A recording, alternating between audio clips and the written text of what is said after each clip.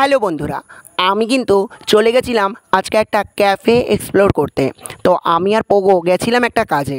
তো অ্যাম্বিয়েন্সটা দেখে লোভ আর সামলাতে পারলাম না, ভাবলাম চল একটু এক্সপ্লোর করেই আসি। ক্যাফেটির নাম ড্রিম অ্যান্ড ক্যাফে রেস্টুরেন্ট।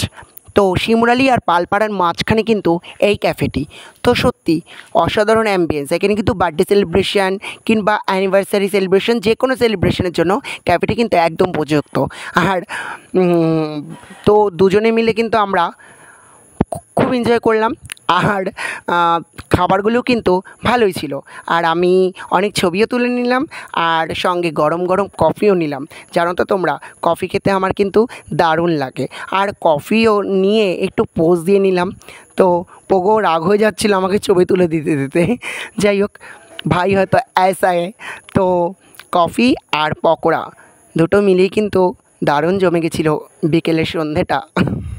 তো গরম গরম কফি আর গরম গরম পকোড়া সস আর স্যালাড দিয়ে খেয়ে নিলাম। টাটা সবাইকে। যারা যারা যেতে চাও, ঠিকানা বুঝতে পারছো না, আমাকে ইনবক্স করে দিও। আমার কিন্তু দারুণ লেগেছে, আর পোগোর সঙ্গে।